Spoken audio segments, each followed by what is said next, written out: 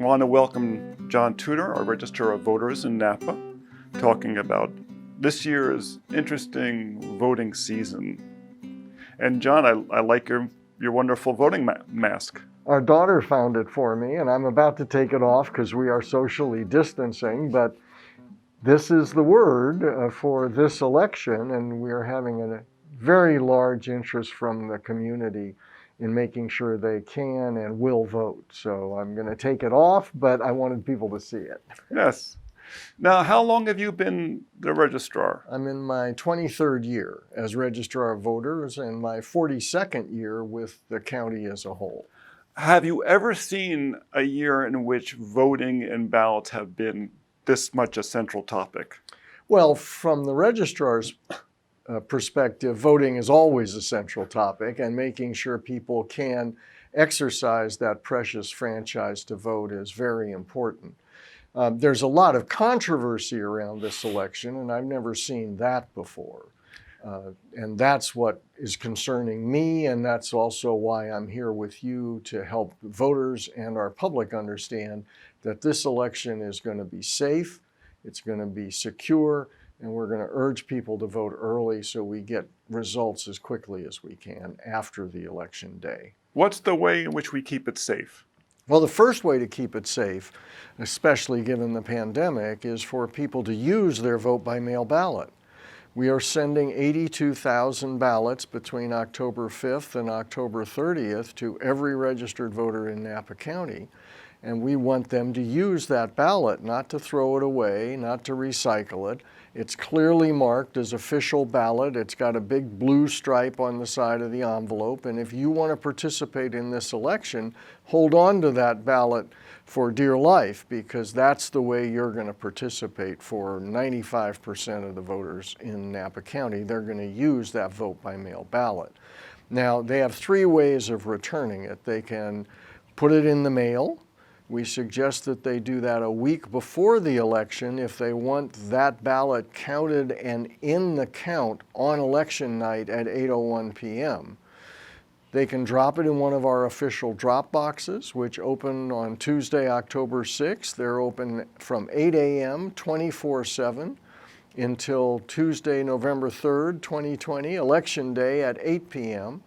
Or they can use our drive-through voting, which takes place on Monday, November 2nd and Tuesday, November 3rd at 4 of our vote centers. How do they find the location of the drop boxes? Everything is on our website, just countyofnapa.org. If you put that in and then go to Elections Department, everything is there under the current election. The location of all 11 drop boxes, the location of our vote centers, which vote centers offer drive-through voting, and of course, the dates and times that they're open. Personally, I come down and I drop it off at your office. That's acceptable. I hope you use the drop box outside. This year. That's right, because we are urging people to avoid as much in-person contact as possible. We are planning for pandemic prevention at each of our vote centers, so there's going to be a screening outside the vote center. We're hoping most people will have used their vote-by-mail ballot, so we won't have a lot of traffic. And the people there will be taking temperatures, will be offering masks if someone doesn't have a mask, we'll be giving hand sanitizer, and we're providing people with a stylus that they can keep to mark our touchscreen voting machines, which capture their vote but then print a paper ballot. So everything in this election's paper from beginning to end. It's the most secure, and it's the best way to go, so we have a perfectly clear trail of who voted and how they voted. We can't put together who voted with how that person voted, but we can put together that they legitimately cast their ballot and we counted that secret ballot. It would seem to me that from the point of view of the registrars and the people responsible for securing the vote, that the mail ballot is actually a better system because you know who you're mailing to. You know you're mailing to registered voters. That's correct.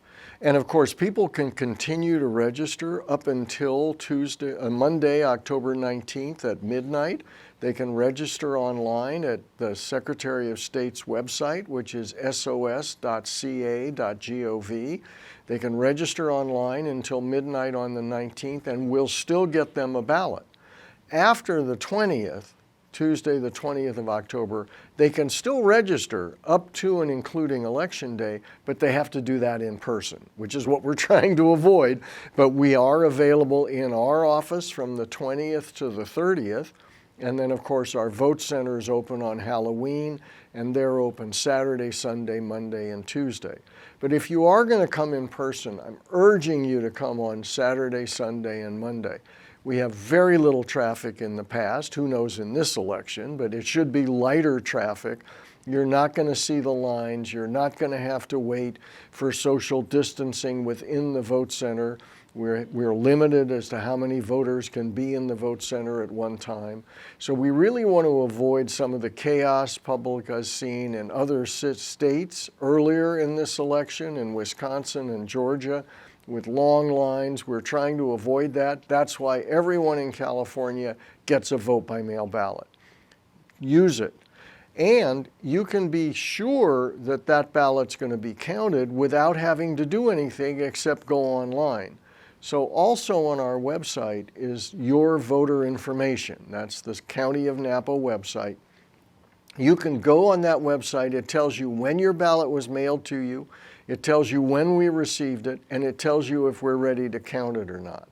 Now, it'll say good if it's ready to count. If it's challenged, that means you may have forgotten to sign the return envelope, or your signature's been challenged for some reason because it doesn't match the signature in our office. Now, that's one of the reasons that voting by mail is so secure. We check every signature on all, hopefully 60 to 70,000 ballots against the signature in our database. And that means that we know not only who got that ballot, but we know who voted it. And one of the tips I really want to stress for this election, a lot of people don't remember how they signed their registration. I registered for the first time in 1976 in Napa County. Well, not the first time, but the most recent time. My signature hasn't changed, but a lot of people, even if they're younger and have just registered, change their signature. So don't worry about whether it's going to match. Have somebody witness your signature. It can be a family member, a friend, a neighbor, an acquaintance. It can be somebody who works in the facility. If you live in a congregate care facility, one of the staff can witness your signature. All they have to do is sign their name. You sign yours. They watch you. They sign theirs. There's a space on the return envelope, and that signature will glide right through. So witnessing your signature is one of our themes for the 2020 presidential election. That's a very good solution to make sure that people feel assured their vote's going to count. Absolutely. So if you do see for any reason, like you forgot to sign your return envelope, can't do anything about that, but you can fix it. So we will notify you if your signature doesn't match and you forgot to have it witnessed, or if you forgot to sign, and you have 22 days after the election to fix that. We'll send you a letter which you can return to us with a signature. We'll attach that to the original envelope that you forgot to sign, and your vote will be counted. It's interesting how people are so focused now on having the results so quickly, and yet for the first 100 years or so of our democracy, it took a long time to count the votes. Oh, absolutely. Now it's a lot different, and that's one of the things of our major themes, besides vote safe and vote securely, is vote early. And that means if you get your ballot to the post office a week before the election or into one of our drop boxes by Halloween, you're going to be in that election night count. You're going to be at that 801 count. And for the last decade and more, Napa County's been the first county in the state of California out of all 58 to report our results.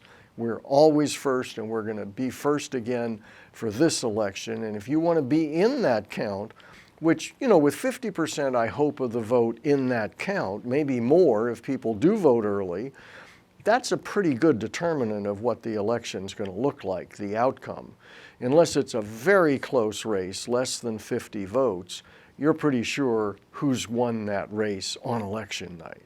Of course, if it's close, you have to wait until we certify the election, but that will be by November 30th. So we'll be counting after Election Day as well. We start on November the 6th, Monday the 9th, Tuesday the 10th, and then of course Wednesday the 11th is Veterans Day and we have a holiday and we'll be closed.